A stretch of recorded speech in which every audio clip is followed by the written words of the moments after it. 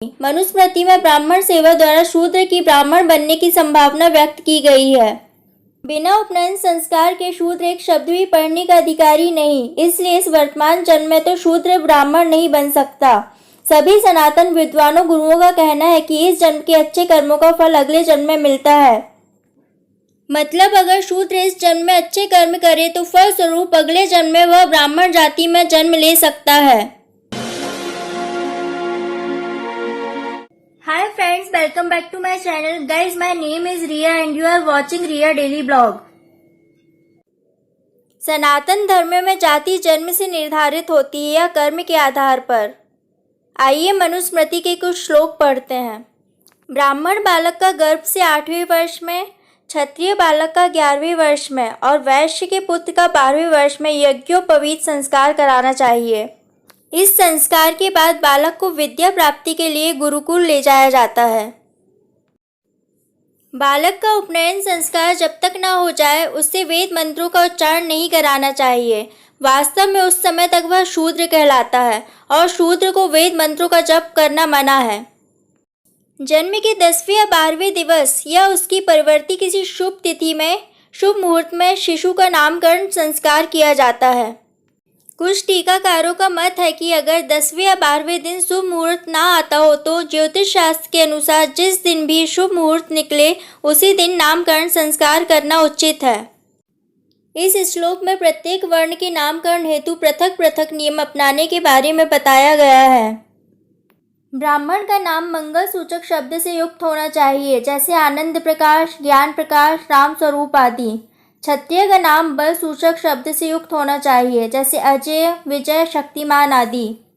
वैश्य का नाम धन सूचक होना चाहिए, जैसे लक्ष्मी प्रसाद, धनपति, धनपाल आदि। तथा शूद्र का नाम सेवा वृत्ति का सूचक होना चाहिए, जैसे राम सेवक, कृष्णदास, चंद्रदास आदि।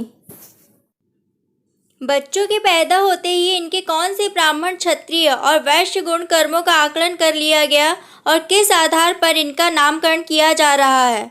उपनयन संस्कार की उम्र और तरीका भी जाति के आधार पर अलग अलग है।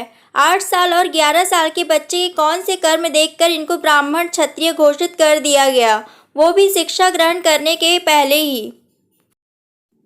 बिल्कुल स्पष्ट है कि जाति निर्धारण जन्म के आधार पर होता था, न कि कर्म के आधार पर। उपनयन संस्कार केवल ब्राह्मण, क्षत्रिय और वैश्य का, शूद्र का नहीं। मतलब शूद्र की तो ब्राह्मण बनने की कोई संभावना ही नहीं। मनुस्मृति में ब्राह्मण सेवा द्वारा शूद्र की ब्राह्मण बनने की संभावना व्यक्त की गई है। बिना उपनयन संस्कार के शूद्र एक शब्द भी पढ़ने का अधिकारी नहीं, इसलिए इस वर्तमान जन्म में तो शूद्र ब्राह्मण नहीं बन सकता। सभी सनातन विद्वानों गुरुओं का कहना है कि इस जन्म के अच्छे कर्मों का फल अगले जन्म में मिलता है। मतलब अगर शूद्र इस जन्म में अच्छे कर्म करे तो फल स्वरूप अगले जन्म में वह ब्राह्मण जाति में जन्म ले सकता है।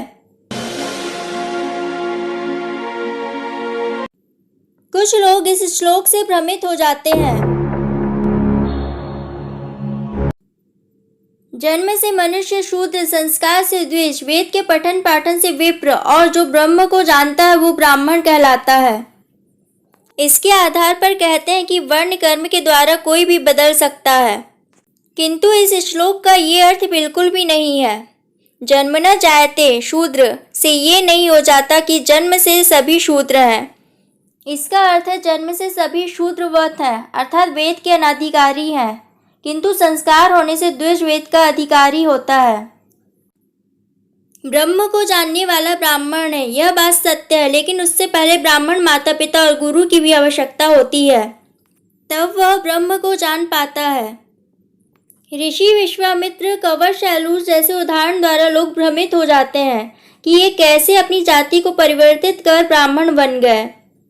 हजारों साल के इतिहास में गिनती के 2-4 नाम ही सामने आते हैं जो अपनी जाति को परिवर्तित कर ब्राह्मण बन सके।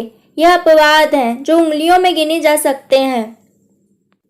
ऋषि विश्वामित्र गायत्री मंत्र के रचयिता थे, फिर भी उन्हें ब्राह्मण बनने के लिए बहुत कठोर संघर्ष करना पड़ा। विश्वामित्र निसंदेह ब्राह्मण वर्ग में प्रविष्ट हो गए थे, किंतु अपने पूर्वकालिक सहयोगियों के लिए बंद दरवाजे को खोल नहीं सके थे। ऐसा प्रतीत होता है कि ऋग्वेद काल के अंत तक ब्राह्मण वर्ग किसी जाति के लगभग समस्त गुणों को हासिल कर चुका था। जहाँ कर्म से जाति का निर्धारण होने की बात है तो वहाँ पिछले जन्म के कर्मों का संकेत है। पिछले जन्म के कर्म इस जन्म की जाति निर्धारित करते हैं और इस जन्म के कर्म अगले जन्म की योनि या जाति का निर्धारण करते हैं। यदि ऐसा ना होता तो ब्राह्मणों के समान जीवन जीने वाली माता शबरी को ब्राह्मण क्यों नहीं माना गया और क्षत्रियों के जैसे कर्म करने वाले परशुराम को ब्राह्मण क्यों कहा गया। प्रवाहन जैवली, राजा जनक, राजा अजातशत्रु, राजा अश्वपति, केकय आदि क्षत्रिय महाज्ञानी होते हुए भी ब्राह्मण नहीं माने गए। द्रोणाचार्य ने जीवन भर शस्त्र की ही कमाई खाई, लेकिन उन्हें कभी भी कहीं भी क्षत्रिय नहीं कहा गया। भगवान श्री कृष्ण जब गाय चराते थे तो उन्हें क्षत्रिय क्यों कहा गया, वैश्य क्यों नहीं? और भला विदुर जैसे महाज्ञानी तपस्वी को और संजय जैसे साधक को ब्राह्मण क्यों नहीं कहा गया? अतएव जन्मना जाति वर्ण ही वास्तविक है। If you enjoyed this video and want to watch me again, be sure to hit that subscribe button before you go.